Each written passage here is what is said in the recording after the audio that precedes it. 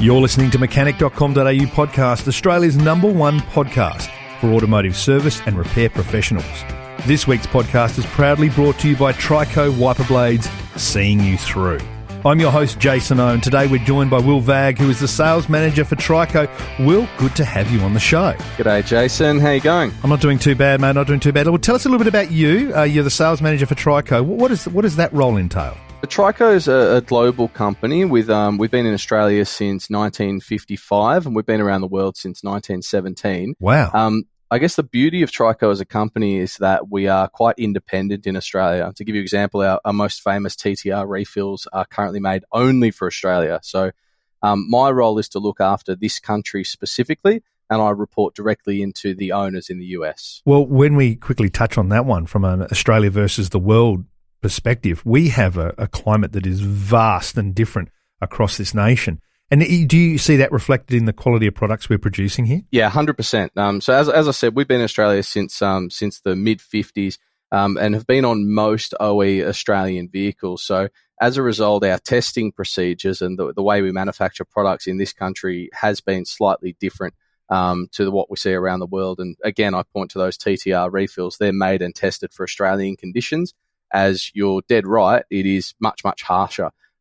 Even the weather, and then even across to things like having quartz dust in the air in the western side of the country. Yeah, it's certainly incredible. And having lived over in the UK like I have for a while, I've seen what cold weather snaps can do, freezing blades to windscreens. And, up around Mount Kosciuszko, we have just that wide gamut of different climates. Well, look, thank you for joining us at the show, wherever you may be listening. Today's topic is going to be, of course, wiper blades. And let's get straight into it, Will. How is wiper servicing changing the OE workshops? We're seeing trends in Australia starting to catch up to trends around the rest of the world. So almost 10 years ago, we saw servicing changing in Europe and the US, where dealers are using full blade assemblies. Right. I guess we would call them conventional blades. That's what you put a refill into, as opposed to refills. And Australia is still behind on that. We still do more refills in Australia by volume than we would do full assemblies.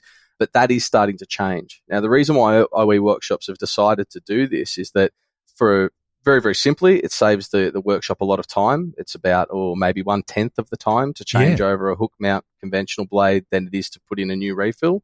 But more importantly, it results in long-term customer satisfaction because the product performs better over time. Okay, and when we're talking and reflecting on that, the slide and push of the refill versus the click and go of the entire arm, it does save you time, but I guess it also makes it a cleaner install. You don't have to pull out your side cutters and trim and hope it's the right size and make a mistake.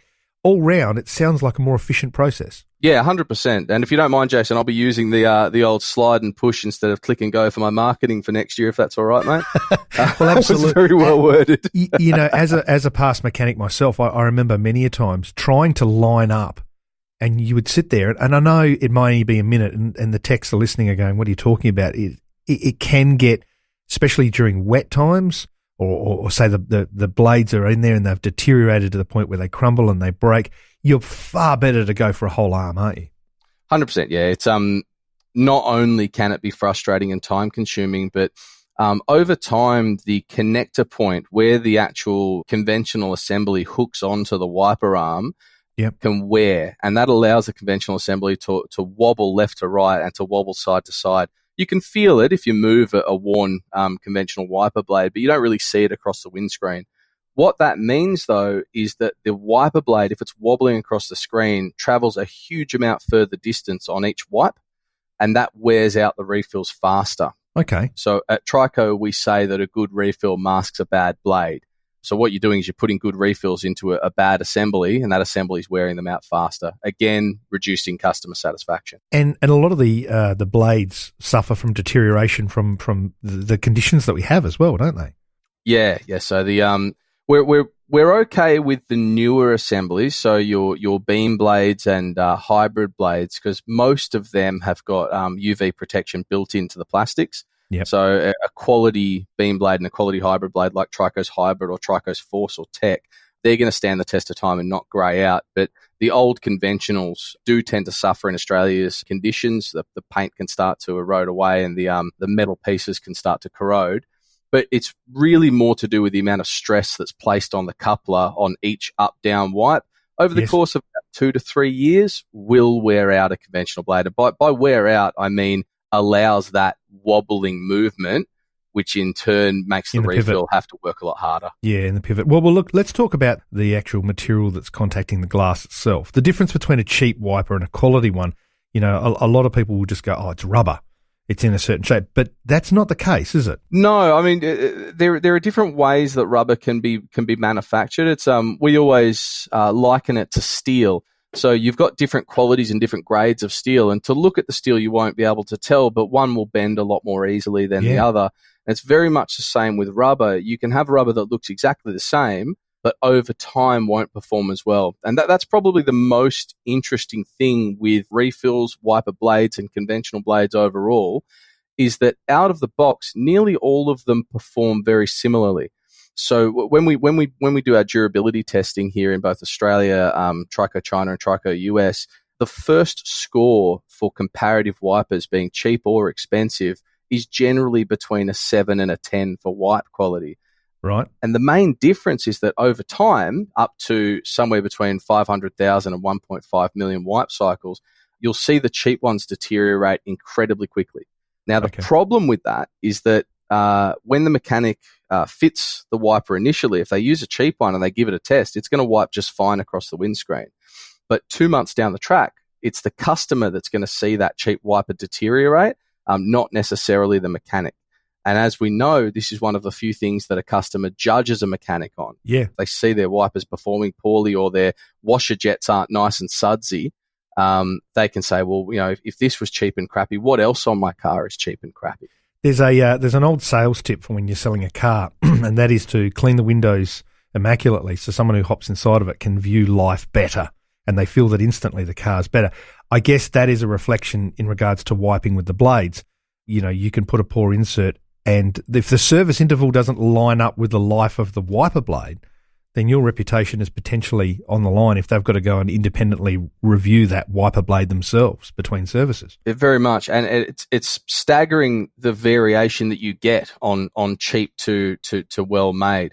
We've seen some wipers not even last 2 months in wet tests, as in tests where it's consistently raining, which traditionally will make a wiper last longer.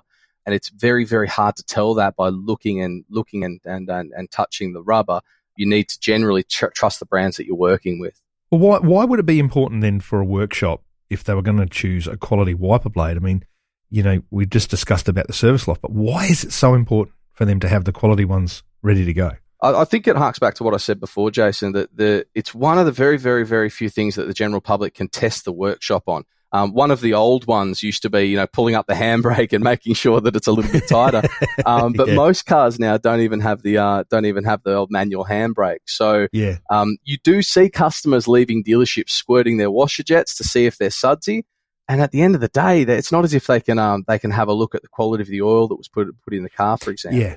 They can't test the torque on the wheel nuts or anything like that. No, none of it. You're right, it is one of the only things. So if the wipers wear out quickly, that question gets asked, well, these were crap and I paid X amount for them. What else went into my car that was poor? It's a really good litmus test for the quality of workmanship done. And for the people who are listening at the moment, if you were going to change something in your business and say there's 100 changes you can make and 1% of them was changing your wiper blade suppliers, if Trico can offer you a better quality of wiper blade and you can get a better quality of customer service at the back end, then it kind of sounds like one of the priority changes, doesn't it? Very much. And not to mention that the customer's starting to become conditioned to this. I think one of the reasons why Australia sat behind using refills over full assemblies was that the cost of assemblies was quite expensive. But what we've seen is because the OE has adopted the full assembly change and we see full assemblies being sold at auto parts stores, the customers become a lot more comfortable with paying $20 to $40 for a full assembly as opposed to your $10 refills. If we use VE Commodore, for example, you've got P-platers buying VE Commodores for $2,000 and $3,000 now, and they were OE beam blade out of the factory. So a lot of young people coming into the car market, they're not even aware that refills are there. Yeah. Well, also, a lot of people just don't have the ability to put a refill in a car. And for technical people like ourselves, we kind of might laugh at that, but there are some people who just they can't get their head around it. So the blade is the better option. But in conjunction with the blade and obviously the rubber, you have washer additive. Talk to me about the quality of washer additive and why that's so important. Yeah, there's a couple of points on washer additive that are worth considering. The Trico Vision washer additive is the leader in Australia for a few reasons. It's also OE choice. So we do washer additive for the likes of Toyota, Hyundai, Kia, and a few others around the market. And the reason for that is, first of all, there's no ammonia in Trico Vision washer additive. Now, ammonia is a fantastic cleaner. It works well around the home, and it does work really well on windscreens. But it's also an aggressive solvent. Right. So ammonia will deteriorate the rubber in the windscreen washer jets, and it will also deteriorate the rubber in the windscreen surround. So that's obviously not the kind of thing we want. But most important consideration is that it'll deteriorate the rubber of the wiper blade. So we don't want our washer additive reducing wiper life. The second one, which is less important for the general market, probably more important for OEs, is that our washer additive doesn't contain phosphates. And phosphates can be an environmental hazard during runoff. Yeah. And of course, washer additive is one of those items that runs off into roads and into water systems. Absolutely. Now, from a usage point of view, though, the washer additive is incredible value for a dealership. One thing I've noticed working with OESs and working with dealerships around Australia is that a lot of dealers don't charge for filling up the washer additive, whereas OES workshops do. So as a profitable item, it's really worth considering adding $2 if you put in washer additive into a vehicle that you're servicing. If you get an idea of, say, the Trico 20-litre drum, that does around 400 reservoirs. Wow. Okay. Making the dealership or making a mechanic around $800 if they choose to put $2 on per vehicle. So it's profitability's there, isn't it? It's quite a profitable item if that's the way you work it. You can draw a direct line from this straight back to customer service and customer happiness. So you're making profit and you're keeping customers happy. There's very little to not like about an upgrade here. Yeah, very much. So having that in the workshop, if you don't charge for it, it's not the most expensive item to put in the car. I think it works out to only a few cents per fill up. And most customers are quite happy because they do test on it. So they squirt their washer jets. It's nice and sudsy. And the Trico Vision washer additive works incredibly well at clearing the windscreen. It also lubricates the rubber, which will help the wipers last longer. Keep it going. But if you do intend to charge for it, which we recommend, it can be quite profitable as well. Look, one quick tip I'm after. Let's talk about tips for wipers that have bad manners when they're brand new. And you always get a rogue wiper now and again that'll be doing something a bit weird. What's some of the tips there that you can give us? Probably the number one thing that we do, or that our reps in the field do when we get a retail complaint on new wipers having bad manners, is give the windscreen a really thorough clean first. Yep. So this is kind of like how if you call a tech hotline, the first thing they'll tell you to do is to reboot your PC just to see if we can clear the issues. And then they start getting into the nitty gritty of it. So, I see where you're going with this. You reboot the windscreen. Yeah, pretty much. So over time, a windscreen can build up grime, just general road grime, and that changes the friction in different parts of the windscreen. So one area may have a higher amount of friction than others, which can cause bad manners. The other key culprit is car wash wax. So when you go through an automatic car wash, obviously the car gets covered in liquid wax. And automatic car washes don't discriminate between the windscreen glass and the car panels themselves. So you get a nice coating of liquid wax across the windscreen as well.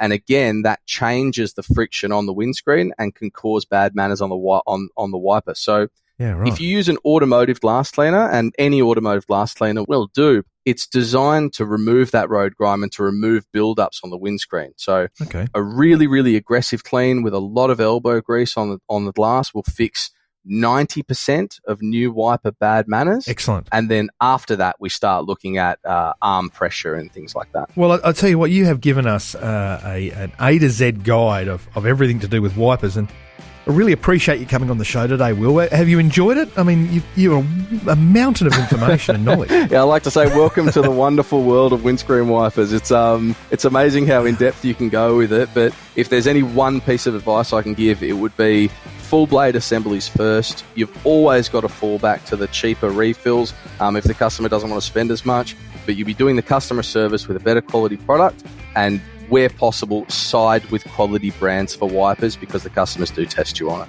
Wow, there you go. Well, look, if our listeners have any follow-up questions for anything we've discussed today, they can go ahead and reach out to Trico via Mechanic.com.au community. And if you're not already a member of Mechanic.com.au, join the thousands of other mechanics around Australia who are earning more, learning more, networking more at Mechanic.com.au, the online home of Australian mechanics, by creating a free account today. Well, thanks for tuning in to Mechanic.com.au podcast, Australia's #1 podcast for automotive service and repair professionals. If you want to unlock a whole host of trade-only resources, including our private community, competitions, educational content, job opportunities, training, troubleshooting, and much, much more, go ahead and create a free account now at Mechanic.com.au. Thanks for listening. Keep the wipers moving and the windows clean, and we'll see you for the next podcast coming very soon.